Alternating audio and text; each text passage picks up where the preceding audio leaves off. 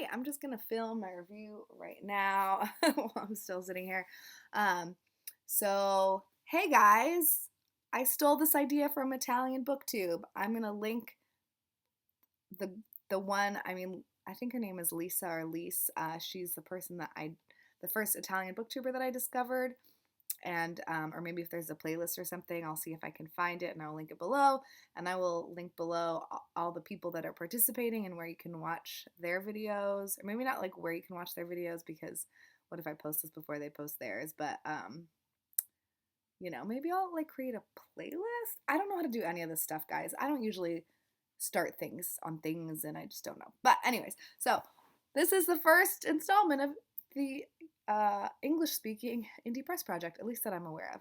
If someone else is already doing this, I am so sorry, but I definitely ripped this off from the Italians. So basically, they pick an independent publisher. I guess here in the States, they're called small presses, because anytime I look for an indie press, they say that means that it's self-published, but that's not what it means to me, but I'm not the one that makes the rules.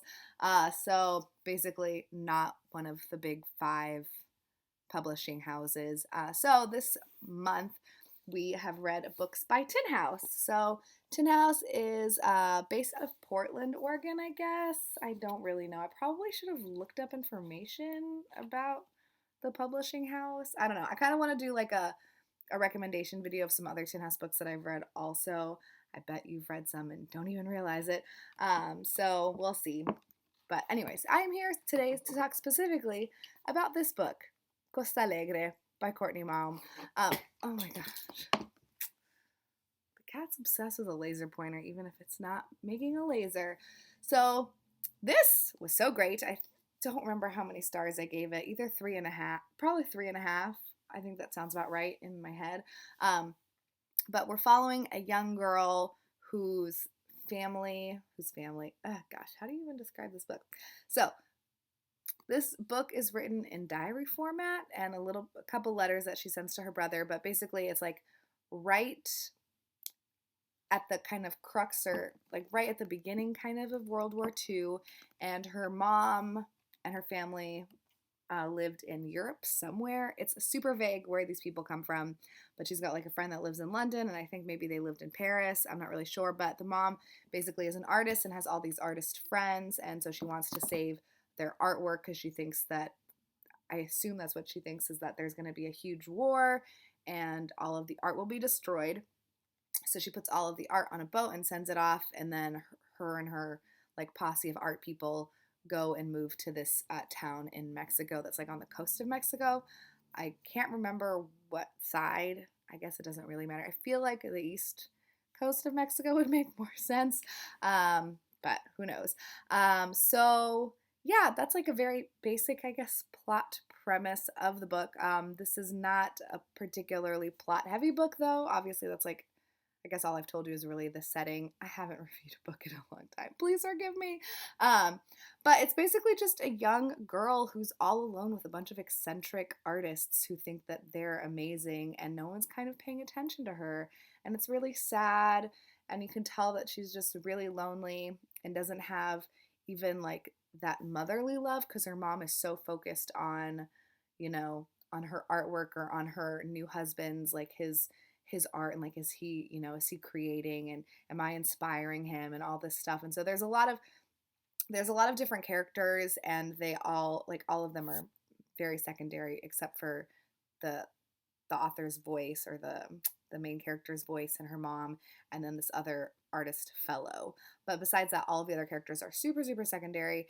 And so sometimes it's a little hard to place them based on their name alone, but thankfully she describes, like, one of them's the writer and one of them's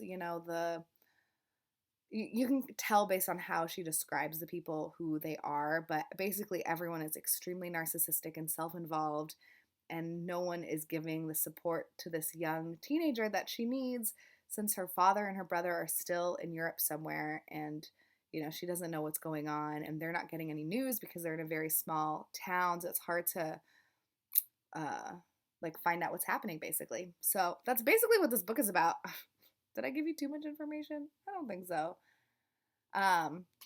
Obviously a lot of things happen that I haven't said, But it's basically just, yeah, the story of a young girl with a bunch of eccentric artists and no one's paying attention to her. I feel like that's how I would summarize it. I would definitely recommend, unless, that doesn't sound like something you're interested in, obviously. Because, yeah, they're just like living their lives. I will say at the back, it was really interesting. The author mentions that these people are based on real artists. So she says, so the beginning of the Second World War is Bib? Laverne. The beginning of the Second World War is the historical backdrop for the novel, and it's populated by fictional characters inspired by their real-life artist counterparts. So some of whom would have actually been alive and working, and some of whom would not have been.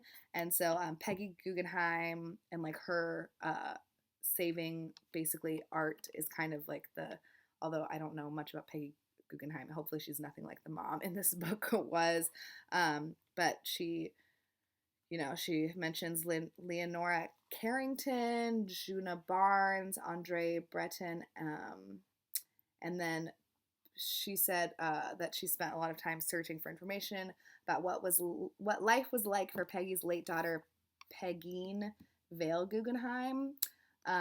So anyways, yeah, so I think that's really interesting. So she talks a little bit in the very back as an author's note about Peggy Guggenheim and other people that might have been, inspirations for different characters in the book. So that's all I'm going to say because I can't think of anything else. If you've read this book, let me know if you have any thoughts. If you're intrigued by it based on the words that I have said, let me know. And if you love Tin House and love indie presses, let me know too. And obviously, if you want to join our group, that would be wonderful. I think that Feminist Press is the press that we're doing for next month, but I can't remember off the top of my head. I need to be writing that down somewhere in my bullet journal, maybe. All right, I'll talk to you guys later. Bye-bye.